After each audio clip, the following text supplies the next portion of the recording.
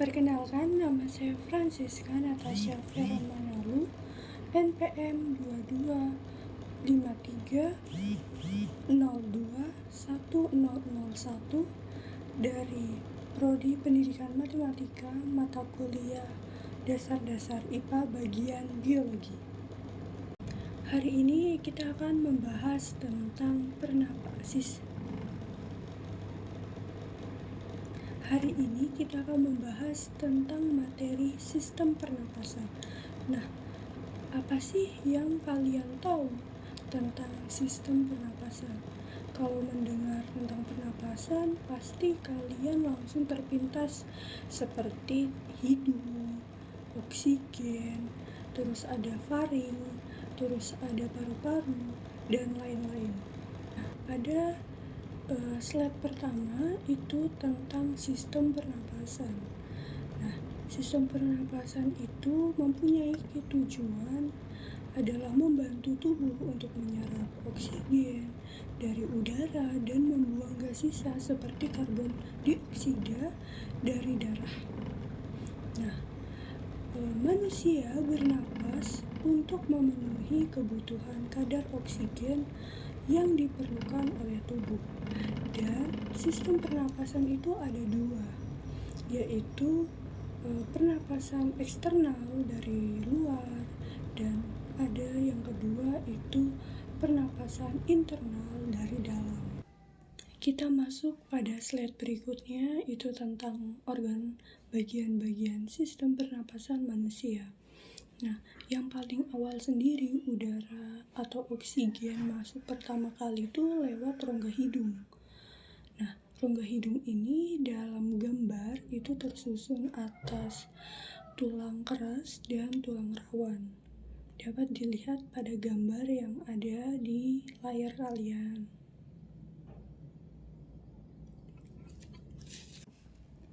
Nah, setelah tadi ke rongga hidung, berikutnya ada faring atau tenggorokan bagian atas. Nah, faring ini merupakan saluran yang menghubungkan rongga mulut dan rongga hidung ke kerongkongan. Kalian bisa melihat dari gambar itu. Jadi mereka nyatu. Jadi itu yang menyebabkan ketika tersedak makanan atau minuman pasti ada tuh di hidung itu keluar kayak nasi atau air yang keluar dari hidung. Itu karena mereka terhubung. Jadi kalau bisa, kalau lagi makan atau minum itu jangan sambil ketawa atau ngobrol gitu. Nah, setelah dari faring, kita akan membahas tentang laring. Nah, namanya hampir sama kan, tapi laring ini sendiri adalah pangkal tenggorokan, dan laring adalah saluran yang terdapat di antara faring dan tenggorokan. Nah, fungsi utama dari laring sebagai tempat keluar masuk udara juga menghasilkan suara atau pita suara kita itu dihasilkan ya tempatnya di laring gitu. Nah, seperti contoh ini, contoh di samping itu ada tentang gambar laring ya. Nah, berikutnya itu ada trakea atau batang tenggorokan. Nah, trakea ini adalah organ yang berbentuk pipa dan terletak di sebagian leher sampai ke rongga dada. Nah, di sini ada gambar tentang trakea. Kalian bisa lihat bagian-bagiannya, strukturnya gitu. Nah, berikutnya ada bronkus. Nah, kalau tadi itu tentang trakea, yang mana trakea itu adalah batang tenggorokan. Nah, sedangkan kalau bronkus itu adalah cabang batang tenggorokan.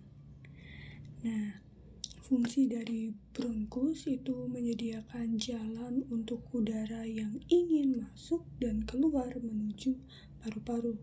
Nah, di sini ada gambarnya, kalian bisa lihat. Berikutnya ada paru-paru. Paru-paru berada di dalam rongga dada bagian atas. Paru-paru menjadi tempat pertukaran oksigen dan karbon dioksida. Nah, sekarang kita lanjut ke mekanisme pernapasan. Nah, mekanisme pernapasan itu ada dua.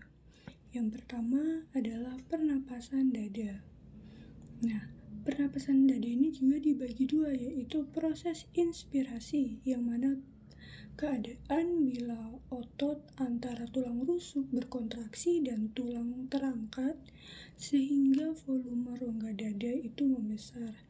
Terus yang kedua ada proses ekspirasi, yang mana otot-otot antar tulang rusuk mengalami relaksasi dan tulang-tulang rusuk tertekan sehingga rongga akan membesar. Selanjutnya kita akan membahas tentang pernapasan perut. Tadi kan sudah tentang pernapasan dada, sekarang kita akan membahas pernapasan perut. Nah, di pernapasan perut ini juga ada dua proses sama seperti pernapasan dada. Nah, proses pertama itu adalah proses inspirasi juga. Nah, di pernapasan perut, proses inspirasinya itu adalah diafragma berkontraksi sehingga mendatar dan rongga membesar. Terus ada juga proses ekspirasi, yaitu dalam pernapasan perut diafragma mengalami relaksasi dan rongga dada mengecil. Dalam sistem pernapasan manusia itu juga terdapat penyakit-penyakit yang ada di sistem pernapasan manusia. Itu salah satunya yang sering kita dengar itu seperti asma atau sesak napas.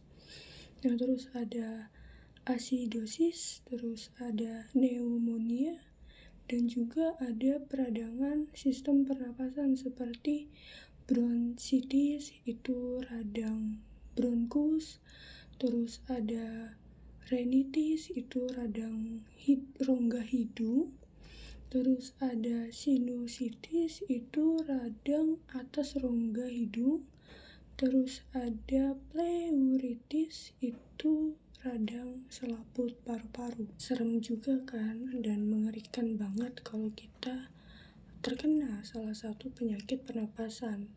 Nah, untuk menjaga kesehatan pernapasan itu perlu banget yang namanya makan makanan yang bergizi, itu udah pasti. Terus olahraga, terus ada juga kayak kita istirahat yang cukup, dan yang penting itu hindari merokok. Yang sering merokok kalau bisa dikurangi. Nah, terus kalau kita ada di tempat yang kotor, itu kalau bisa pakai masker. Terus mengurangi makan dan minuman yang dingin.